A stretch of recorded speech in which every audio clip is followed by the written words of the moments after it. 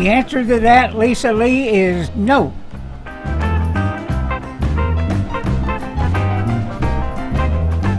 Hello, everybody. Like and share if you would.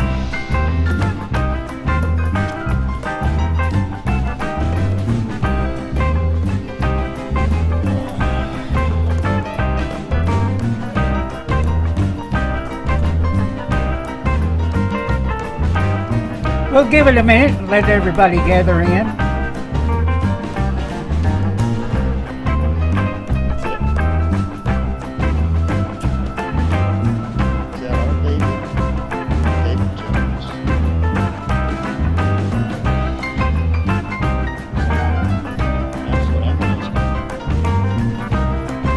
Is that P3?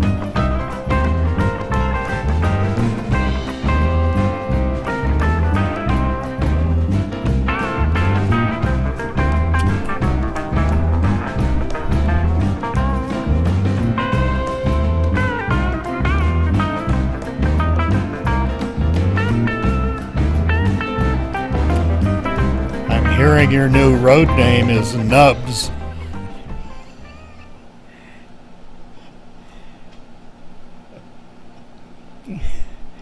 You know, one of our prospects today, his road name right now is P3. He was in a accident last night on his motorcycle where he was hit by a car. We heard someone ran a red light, and if you would say some prayers for him, and we're going to get by to see him here pretty quick. If he's we don't know if he's still in the hospital or home or where, but he is in the chat line. That's incredible. That's incredible. Missing his toes. That's what we're hearing. So, man. But hey, look, it's wonderful to see him in the chat line tonight, and man, what a deal. You have to watch these intersections and these cars that just blast on through them. It's incredible. And as you're seeing that flyer right there, that's not the latest one. And we're going to turn the cube.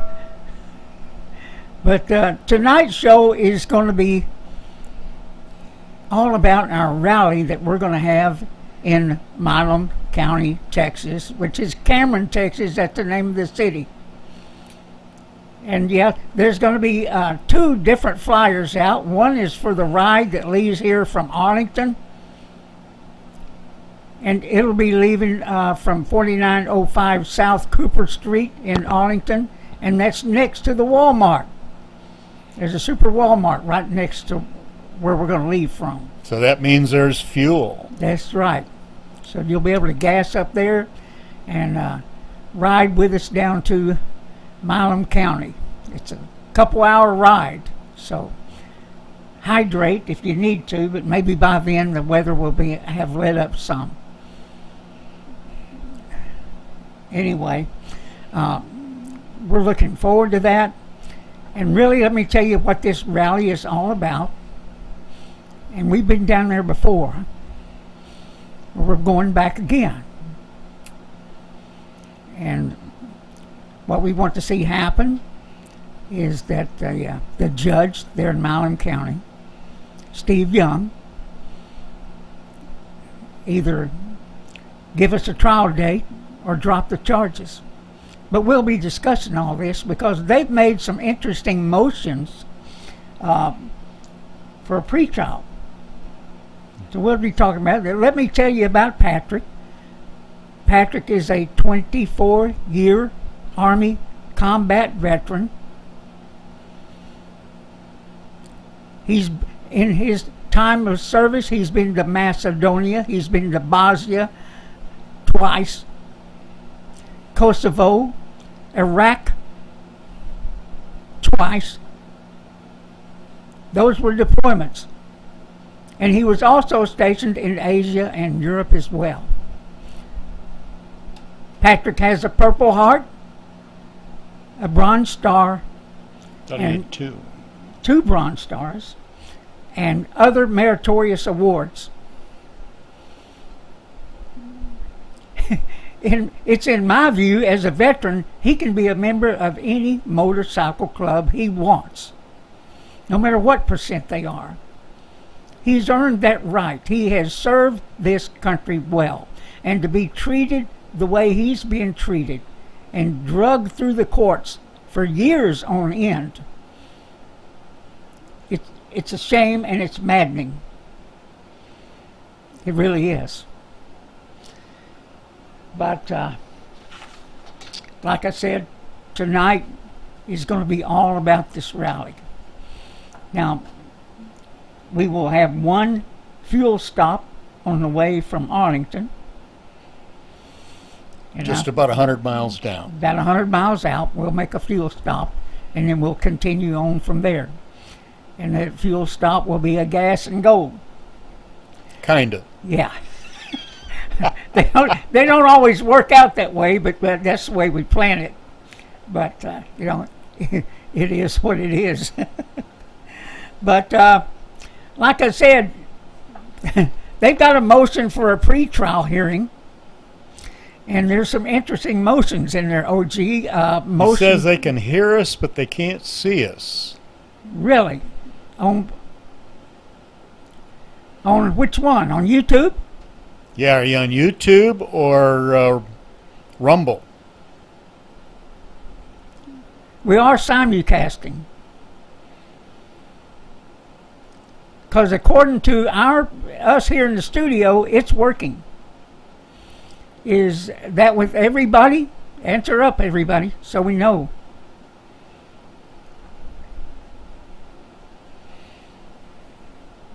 Can you see us?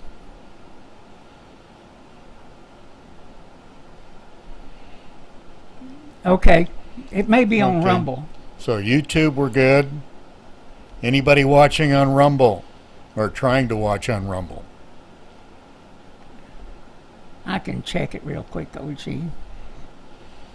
Sorry, everybody. This happens every once in a while. Let's see here. Is that Rumble that you got up on the screen? Or? Yeah.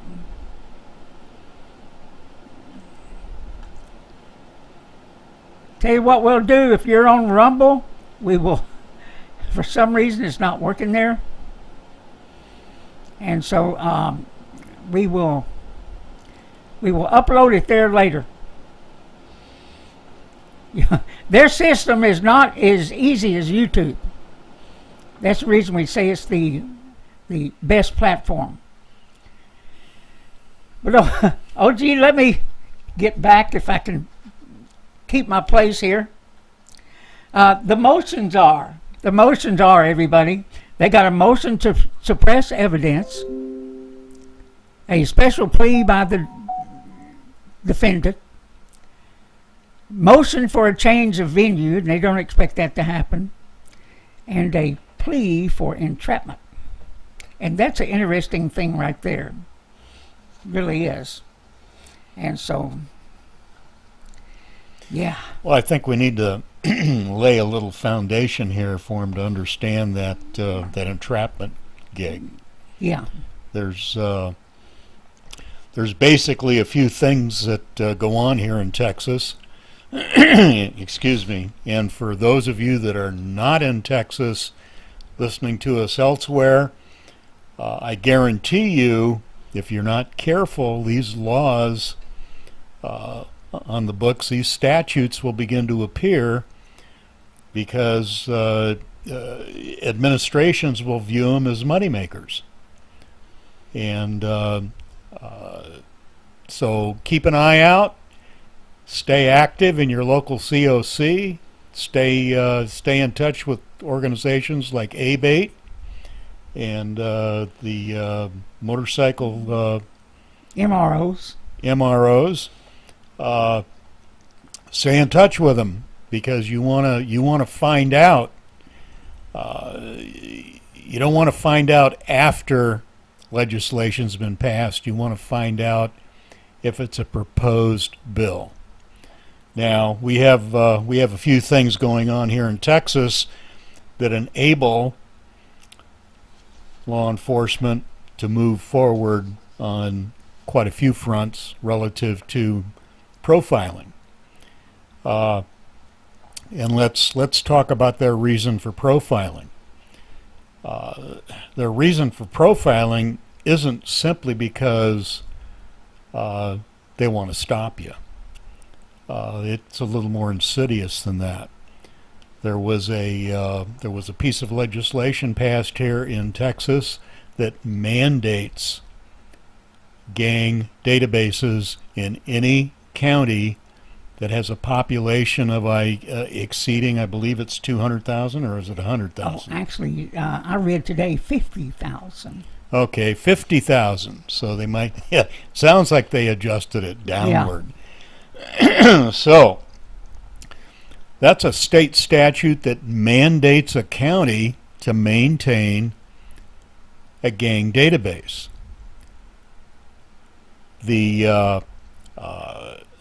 From there, they're able to obtain grant money to maintain those databases. So it behooves them to grow those databases. Our governor here a couple years back put out a mandate to our troopers, our state troopers, that he wanted that gang base to grow, that gang database to grow. And there was a severe uptick in stops being made.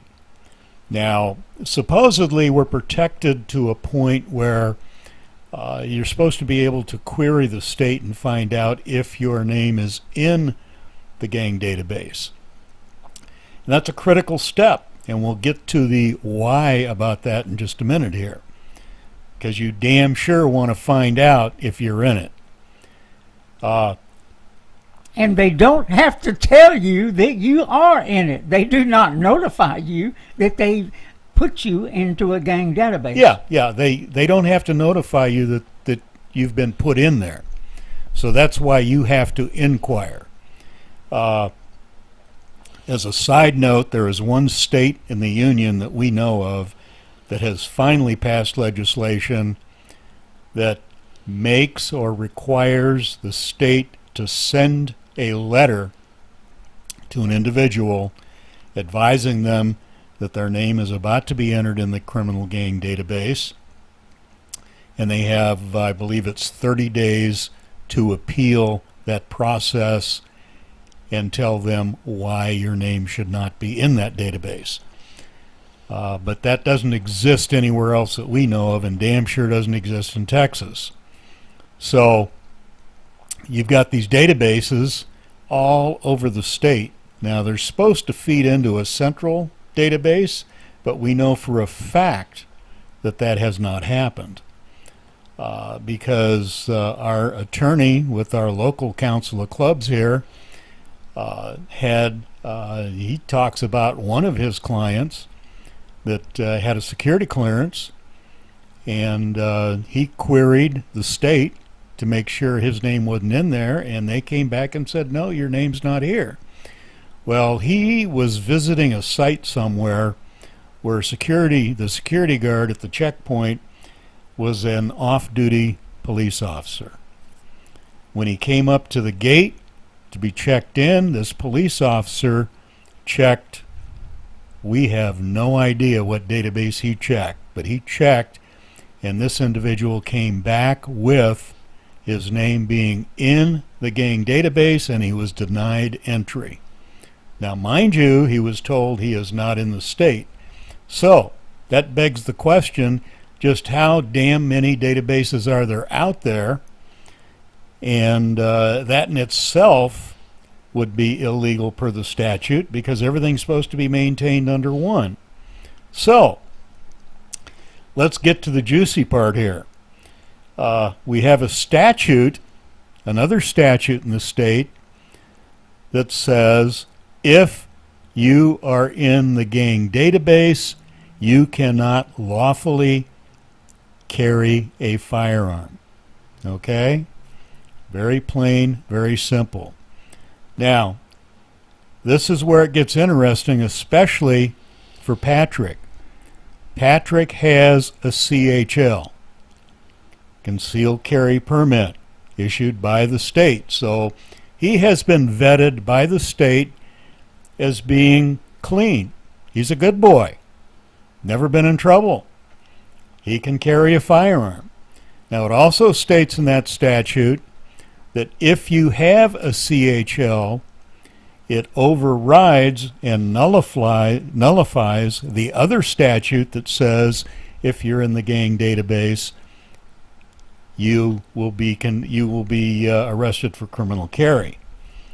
So, while it would appear it's at odds, it's pretty plain and simple that it's not if you have a CHL.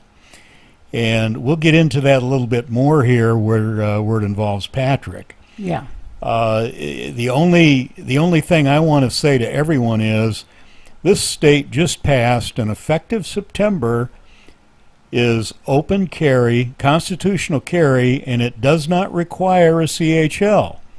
Now, this is where you better make damn sure your name is not in any gang database, because if it is, the CHL nullification does not apply because you don't have a CHL. You are constitutional carrying, and if your name's in the gang database, you are doing so illegally and you can be arrested and your weapon can be confiscated. Now, as far as Patrick's case is concerned, I'll turn it over to Popeye and he can kind of describe to you how that stop occurred, who did it, and all that crap, and I'll jump in where necessary. Patrick was tooling through Milam County, and he was pulled over by DPS officer Michael Tice. Now, they tagged him for being, I think, 7 miles over the speed limit. Yeah, it was like 7 or 8 They did not miles. stop him for any other thing than he was speeding. Correct. But he ended up with criminal carry charges and taken to jail, even though there was no probable cause. Well, I think the officer asked him, do you have any weapons on you? Yeah. And Patrick fessed up. I mean, there was no reason not to. You're supposed to tell them you have a CHL. Right. That's right. You're in deep shit if you don't. Mm-hmm. He tells them. So the officer is looking at Patrick. He's looking at his cut, looking at the fact that he's got a weapon, and he takes it one step further and he queries the gang database and comes back positive. Patrick's in the gang database. Now, what's interesting here is there's really no criteria for anybody to be in the gang database other than if they want to put you in there. You can be a child, a girlfriend, a grandparent, a parent, an uncle, a wife. You may be in the wrong place at the wrong time. Your license plate had its picture taken. They identified you via that license plate, and we have been at events where we've seen law enforcement snapping pictures of all the license plates on all the motorcycles. So, you know, you can end up in that gang database for any damned reason.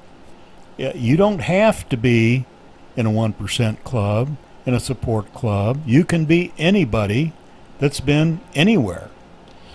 But let me say this. In the last rally we did down there, in the news, the DPS claimed they had stringent rules about putting people into a gang database.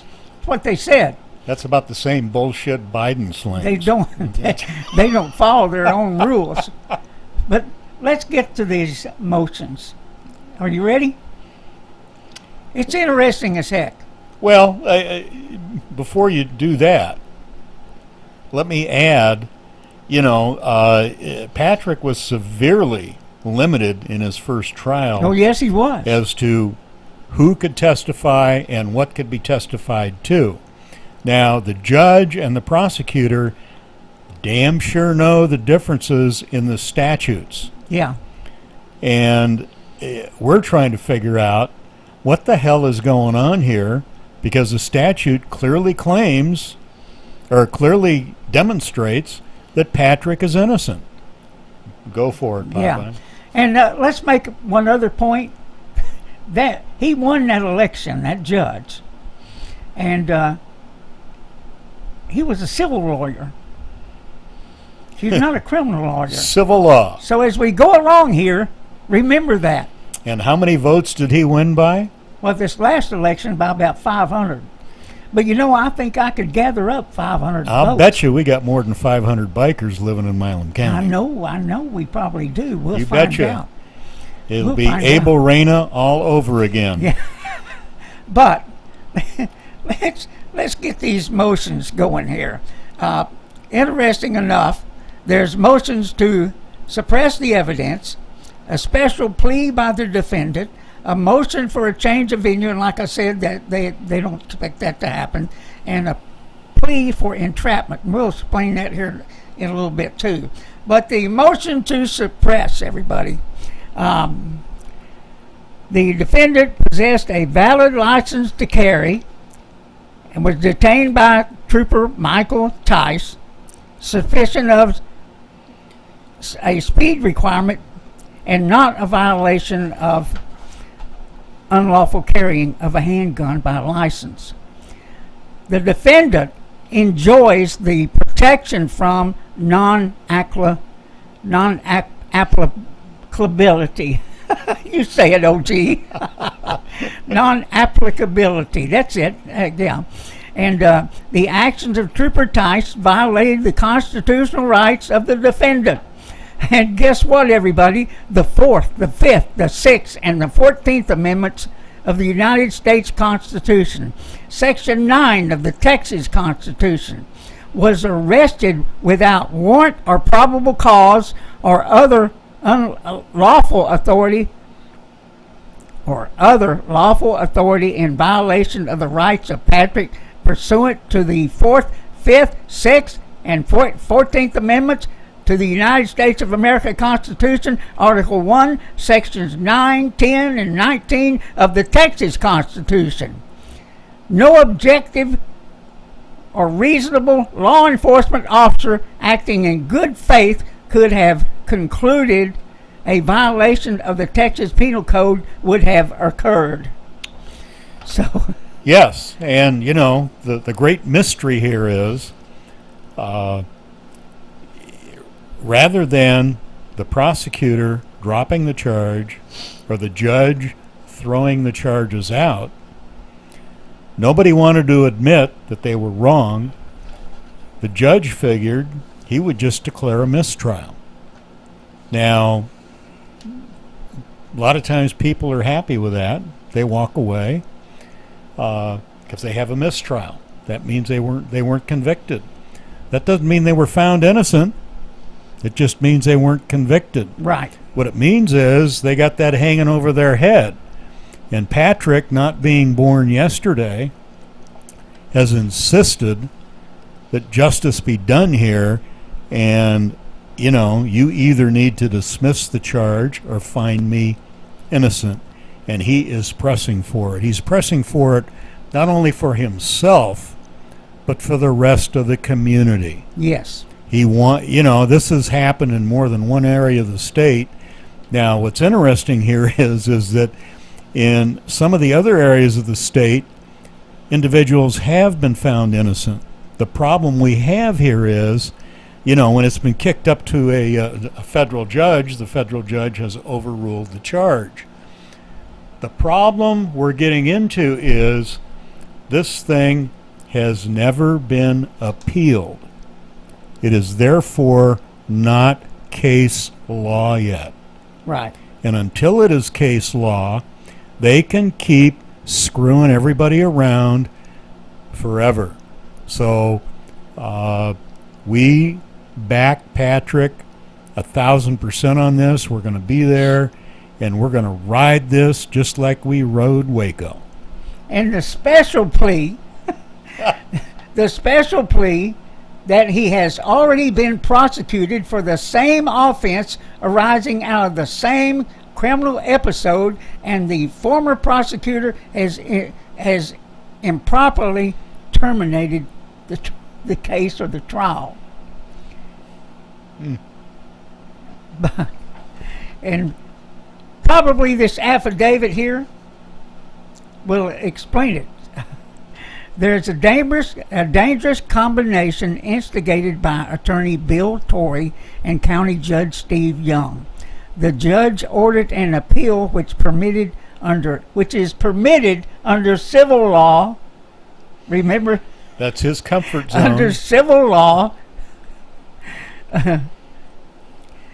This is a criminal case, not civil law. The attorney for the state, Kyle Nuttall, advised Judge Young that an appeal would resolve the conflict between Penal Code 4602 and TCP 46.15. Judge Young does not understand the difference between civil procedure and criminal procedure. Judge Young is following the advice of the district attorney to file a civil appeal in a criminal case. In the story, everybody. This is what we talk about when judges collude with the prosecutors. It's the good old boy network all over again. And this happens all the time, everybody. This happens all the time. But in this case, I'm not going to give the judge a pass on this. No, you can't. The judge should have been, if he were a good judge and a just judge, yes, he'd have said in the beginning, this case is bullshit. Mm-hmm. You know, I'm dismissing the charge. You've got no grounds here. The state statute clearly demonstrates and says if you have a concealed carry permit, you don't fall under the criminal carry clause. You know, and what we should have is, if he's not going to drop the charges, they bring back the same jury that was hearing his case, where they terminated it early because they knew they were losing. Yeah. That's the gist of it. That's the gist of it. And it just continues. It goes on and on and on. And let me say one thing. That trooper, Michael Tice, he doesn't have a perfect record. Oh, he's a piece of work himself. Yeah. I mean, he got in trouble because he couldn't keep his hands off of young girls. And as a matter of fact, when we were down at a rally, Yeah. one of the discussions I heard from a deputy was that was the reason this trooper was assigned that particular area of road to patrol. It's kind of like sending someone to Siberia. Yeah. You know, when law enforcement talks about their bad apples, they don't really have to look far to find them. They really don't. They'll expose themselves. Literally. Is what I'm saying. But OG is right. Patrick is not necessarily. Most bikers don't have the ability to hang in there like he's doing. That's the reason he deserves our support. And like OG said, he's not doing this for himself. He's doing it for everybody. He's doing it for the community. This kind of stuff has got to stop. It's got to stop. And we would appreciate it if you would join us in Milam County, in front of the courthouse, 107 West Main, Cameron, Texas, 1 p.m. And if you're of the mind to ride down with us from Arlington, like I said, we're going to have flyers posted and events posted at Sons of Liberty Riders MC on Facebook, Texas Biker Radio on Facebook, and at texasbikerradio.org. And you'll be able to find out the information. And just, it's going to be October 3rd. We would appreciate it if you would join us. And hey, if you're in a cage, that's okay. That's okay. Get there anywhere you can. That's right. You have to come in a hang glider, that's okay.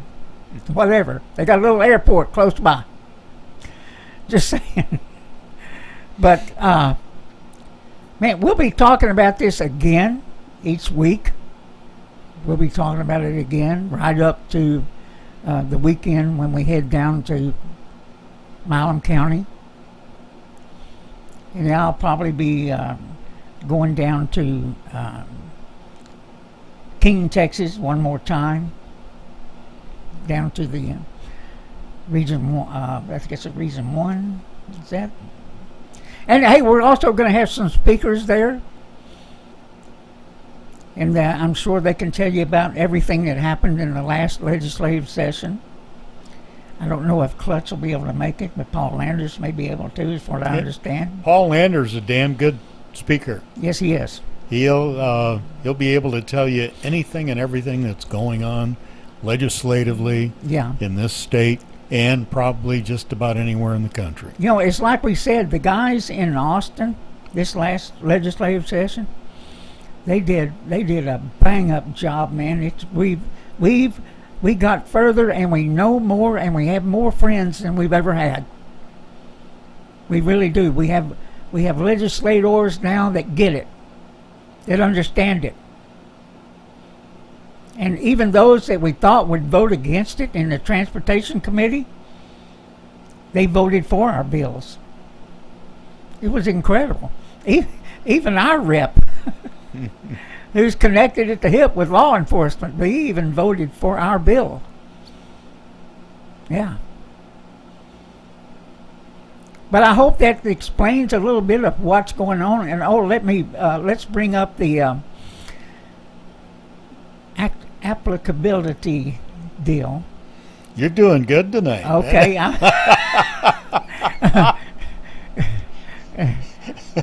It's hard for me to pronounce those words, being as they carved on my tongue. But let me continue. What happens is the state sells you a CHL or LTC, whatever you call it, license to carry, whichever one. Concealed handgun license. Yeah. They sell it to you. And it's, it trumps CCP 6102, making making it not applicable. Wow, I got it out good that time. Yeah. And then they turn around and arrest you. You're legally carrying for the law, and they turn around and arrest you. That is entrapment. For sure. And a lot of times these lawmakers, they do not understand the ramifications of the laws they pass. In other words, they don't look out there to see how it's going to affect somebody. And I'm sure when they first did the gang databases and that kind of stuff, oh man, we're going to keep a list of all the gang members and everything else. They didn't realize that DPS and whoever else was going to run out there and put anybody and everybody in it. And there's no oversight over it. None. And I've sent letters to the Inspector General of the DPS. There is no oversight. They won't even answer our freaking letters.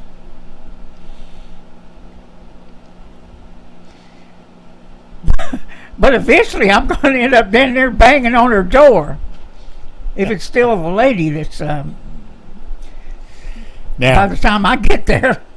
Because of the new statute that was signed by Governor Abbott, allowing constitutional carry, open carry, without a CHL, every biker... You don't just have to be a biker to be in the gang database. Yes. Trust me. You need your wives to check, your mothers, your fathers, your uncles, your grandparents. Everybody needs to check and find out if their name is in the database. Now, just because you check, there's a big rumor running around out there by some that seem to think that if they check, that's going to expose them and they're going to get added to the database. Doesn't happen. All you have to do to check is go to texasbikerradio.org. There is a button on the website. Yeah.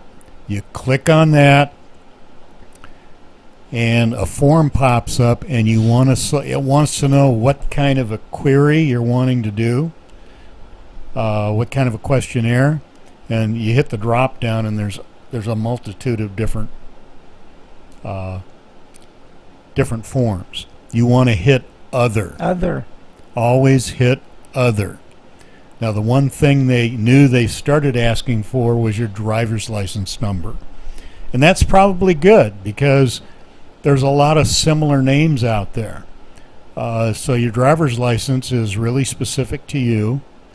You enter your driver's license number. But guess what? Those nimrods will come back sometimes with, we don't have enough information. Even though they have your driver's license number, they don't have enough information. Yeah, That's the most squirrely thing I've ever heard of. Yeah, that's, I don't know. So, you need to check, because trust me, if you're open carrying and they run your name and for some odd reason you show up in the gang database, you have no protection. That CHL statute does not apply to you because you don't have a CHL. So they will jack you up in an instant. Please check. You know, it comes to mind to me that in Cook County, Illinois, their gang database was so bad the county made them, the politicians made them get rid of it. Well, that's the one. Well, wait a minute. Yeah. Wait a minute. Yeah. They made them get rid of it, but they transferred it over to some other counties. Yeah. But Bill Smith. They didn't do it for the whole state. Go ahead. Bill Smith, our COC attorney here, told us, a couple years ago, because we had talked about the possibility of suing. Yeah. And he said there was a suit filed in Cook County in Illinois. Yeah. And we always kind of wondered how that came, what that came to. And you just answered the question, Popeye. They played the shell game. Yeah. And they moved the P. Yeah. In other words, they didn't do it for the whole state. They just did it for the county. Yeah. Because it was hosed up. It was their database was a mess, just like California's, where they had a 4-year-old in it, and I'm sure the database here in Texas is the same way. And each year, or they haven't done it in a while. The last one I saw was 2018. Their gang assessment report that they put out.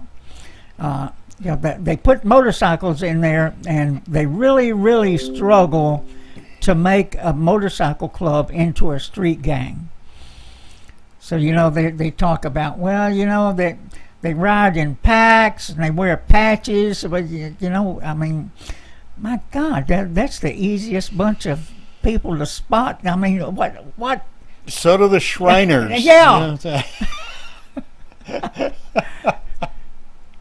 So it's incredible, and we're going to post this video and others that we do to the people of Milam County, because they're the ones that are going to fix this, whether it be at trial or whether it be at election time.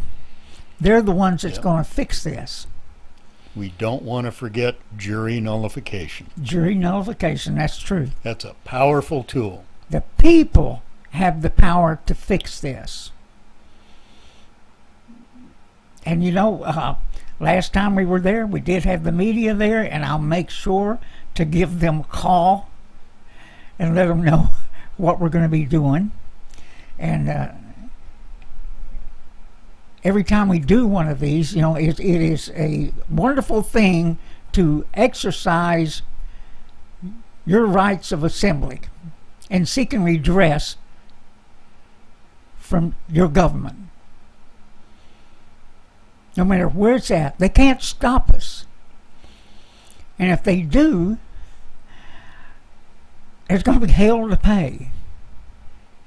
But we've never had a problem at any of our rallies because we're doing it for the right reasons. We have right on our side. We have the Constitution on our side. And as you see right now, the attack and in other broadcasts or other podcasts that we do this week and onward, we're going to be talking about the Constitution and the threat it's under. And as you can see, because of this trial here, how important the Constitution is and the violations are. This is the time we stand up. We don't cower, we stand up.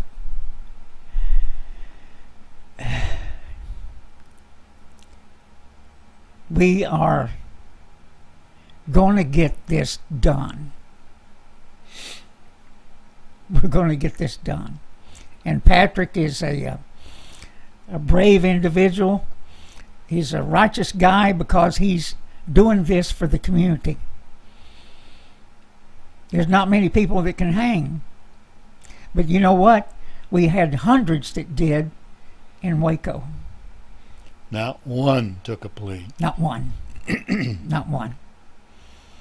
That was incredible.